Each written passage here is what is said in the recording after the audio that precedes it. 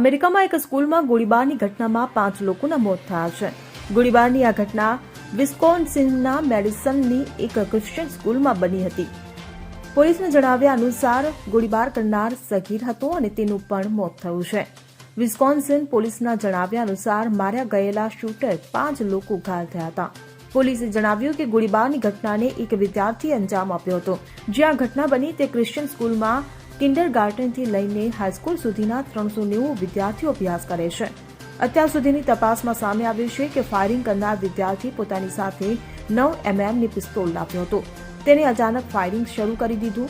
પોલીસના જણાવ્યા મુજબ આજે સવારે 10:57 વાગ્યે અમારા અધિકારીઓ મેડિસનની એબન્ડન્ટ લાઈફ ક્રિશ્ચિયન સ્કૂલમાં હુમલાના અહેવાલનો જવાબ આપી રહ્યા હતા. જ્યારે અધિકારીઓ પહોંચ્યા ત્યારે તેઓને ગોળી વાગી ગયેલા ઘણા પીડિતો મળ્યા. અધિકારીઓએ ગોળીબાર માટે જવાબદાર માનવામાં આવતા મૃતક કિશોરને શોધી કાઢ્યો હતો. પોલીસ જાણવાની કોશિશ કરી રહી છે કે ખરેખર શું થયું. ગોળીબાર કરનાર આ શાળાનો વિદ્યાર્થી હતો, પરંતુ તેને કયા કારણોસર આ કર્યું તેની પોલીસ તપાસ કરી રહી છે. Bureau report CN24 news. હવે જુઓ દેશ દુનિયાની તમામ ખબરો તમારી આંગળીના ટેરવે. ઉઠાવો મોબાઈલ અને Google Play Store પરથી ડાઉનલોડ કરો અમારી CN24 ન્યૂઝ મોબાઈલ એપ.